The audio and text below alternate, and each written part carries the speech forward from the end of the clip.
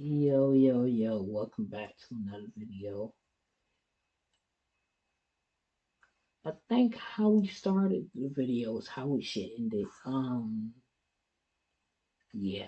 Uh, right now we getting into this one. This is, I think, yeah, I said how we started is how we should finish. We started with WWE, we're ending with WWE. Um, the next event, Bad Blood, the next upcoming event is in tomorrow. It'll be tomorrow in 2 hours. But yeah, I guess y'all know what I mean. Anyways, let's get right into it. That's right, my friends. Bad Blood 2024 has arrived, and actually, there is a lot on the line here. Specifically, how we see the Hell in a Cell going forward. Because CM Punk has spoken about this recently on a podcast, and over the last 20 years, it has become a little bit of a Tonka toy, and we need to bring it back to 1997 when we were like, oh my gosh, this is the worst structure ever. And two wrestlers got in the thing and basically killed each other. It also turns out this actually ties into the biggest rumor we've had in a while when we are talking about pay-per-views or PLEs. So go put your tuchus in a chair and let's get into it right now. Because yes, right, this main event, which is meant to be the Hell in the Cell, apparently is no longer the main event, even though it's been planned as the main event since about August. So everybody was talking about this too, and all of a sudden the rumor mill did kick into gear, and they were like, well, actually, no, the main event, the last match we see on the show, is going to be Cody Rhodes and Roman Reigns taking on that newfangled bloodline. And look, I totally get this. Having a modern team that is basically the mega powers is more than worthy of closing a show. When it comes to CM Punk and Drew McIntyre, they have done so much good work with this feud that it kind of feels like they should be the main event. And also, do not forget, the name of the damn show is Bad Blood, because we have a feud that we need to finish, and sometimes people don't call it a feud, they call it, these two people have bad blood. However, when we go back to these murmurs, apparently something huge is going to end this pay-per-view premium live event, and therefore, the Hell in the Cell match may be first. Now, I don't know about you, but if I was any other performer on that show, and you told me that CM Punk and Drew McIntyre were going to kick off the thing, and let's say I drew the number 2 position, I'd be like, well, I'm totally flubbed up. Now everybody's going to think I suck. So when we do get into the nitty gritty, you have to figure that maybe the final boss, or The Rock, is coming back to WWE, which actually also ties into the Pat McAfee show, because Cody Rhodes was a guest on there, and WWE put out some very interesting clips with Pat McAfee saying, oh my gosh, the big guy's coming back, and Cody Rhodes being like, oh, what does that mean? When we also got told that we're going to get a video somewhere, or somebody has a video, so all these little tidbits are flourishing through the online space. Rhodes even went on here and said there are going to be huge ramifications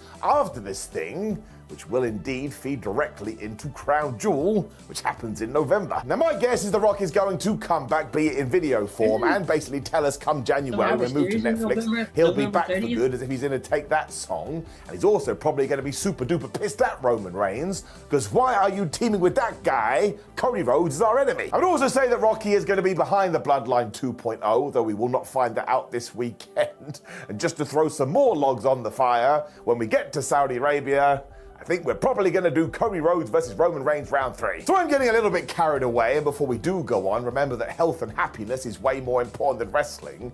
But it does feel like this is a Jimmy Uso situation, and it also kind of feels like he should have been back by now. And then we remember that very strange tweet that Rikishi made. So look, seriously, I genuinely hope he's all right. But if that is the case, and we have had to hit pause on Jimmy returning to team with Roman Reigns, and we've got to do another pivot, that would explain why The Rock may be potentially appearing in video form and not in person. Because if you had this plan from months and months ago, surely Dwayne Johnson would have made his way to Atlanta, Georgia to be there live, where now it's like, oh my gosh, we've got to do something. We're going in a brand new direction. Rocky, can you please push record on your video device? It also explains why we could potentially be doing Roman Cody again, even though surely you would imagine you'd hold that off for a WrestleMania. I mean, it's got the juice. If all of this is true as well, maybe we're actually going to shelve the Bloodline Civil War in War Games at Survivor Series, because I would imagine, as cool as it would be to get Roman Reigns, Cody Rhodes, and Kevin Owens and Randy Orton teaming up, you want there to be a Jimmy Uso, and you want there to be a Jey Uso. And when we started fantasy booking booking all of this, that was the kind of stuff we were super duper excited about. It just feels like Roman Reigns would need his OG team, so just to repeat myself, maybe we are doing a little bit of shuffling here, which is why the main event of the Hell in a Cell is now match 1, because the very last thing you are going to be on Saturday night is seeing The Rock going, "If you smell what The Rock is cooking," and then probably dropping the F-bomb. So it all suggests it would be a last-minute decision, and of course in the comments below, you can certainly argue what the main event should be. I do think it would be a shame for CM Punk and Drew McIntyre, but at the same time, The Rock is The Rock, and you'd have to imagine whatever we do here is going to lead into WrestleMania 41. There ain't nothing bigger than WrestleMania. I would also have to guess this means Cody and Roman are losing, probably because Roman accidentally hits Cody, then Cody takes the pin, which would lead to their match in Saudi Arabia.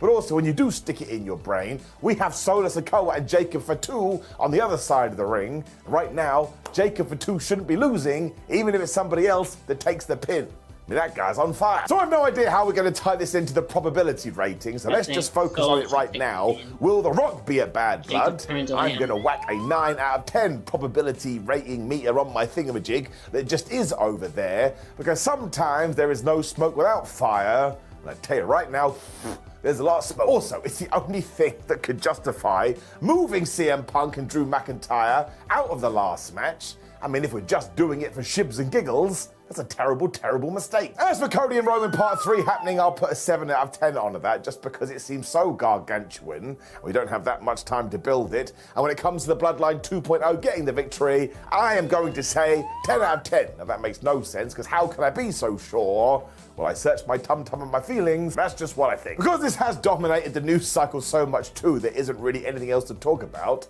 other than the fact Rhea Ripley may not actually be winning the Women's Championship back. I think this just comes down to the fact that because Dominic Mysterio is involved and he'll be hanging from a shark cage, you can do the old traditional stereotypical thing where he drops a weapon to Liv Morgan, and she is able to use that in order to screw over Rhea, and then we get to a third match probably at the Survivor Series. And this kind of does work for me, because Liv and Dom are such a good act. If they continue to be absolute dickheads, well, they're just going to get booed even more. It also means that the next pay-per-view, Rhea Ripley can win her championship back, and then 2025 is also upon us. We can just choose a new direction for both of them.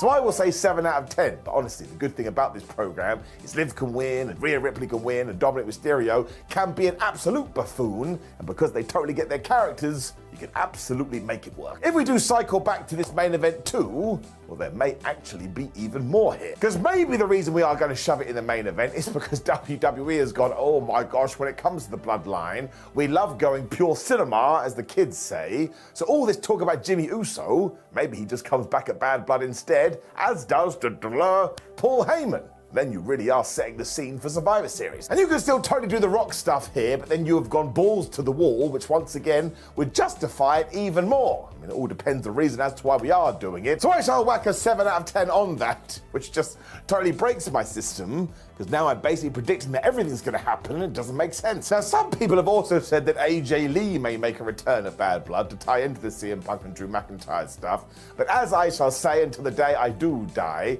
if AJ Lee is going to come back to the WWE, it should have nothing to do with CM Punk or somebody else's story. She's a super duper whooper massive star, and her own narrative should be contained within her own aura. Whatever that means, 2 out of 10. I do like this one thing that did pop up, that it would be Raquel Rodriguez who returns to WWE in order to help Liv Morgan and therefore Dominic Mysterio, which would also screw over Rhea Ripley and potentially set those two up for a big match down the line, maybe even at WrestleMania. I think that would be damn good. And there's also a story there because she's teamed with Rhea and she's done stuff with Liv as well. So I'm going to whack a 5 out of 10 on it, mostly because it does kind of feel like it came out of nowhere, but that's still pretty damn good. Other than that though, yeah, we do repeat ourselves for a third time. Because if you have booked The Rock for the show, you can't really do too much else, because that guy, understandably so, is just gonna overshadow everything. It should mean there's loads to talk about after the fact though, which is my favorite thing in the world, and why I want Shane McMahon to arrive in AEW. I know that sounds out of nowhere, but it just gives you a good idea about my brain. I want chaos all of the time, because I am Dr. Robotnik, and given the recent teases, we may be able to get that too. So it's going to be a mad 10 days in wrestling, my friends. Lock yourself in, and fill the G's. Now, of course, you may have thoughts, predictions, and rumors about Bad Blood, and I want you to drop me a comment down there and let me know. And if you're right, you can brag until the day the cows come home. Like the video, share the video, and subscribe. Make sure all the notifications are switched on, including for the mobile app. And you can click this video here, which is ups and downs for Monday Night Raw. Alright. No, it's not. There's 10 scariest things in ring wrestling. That's it.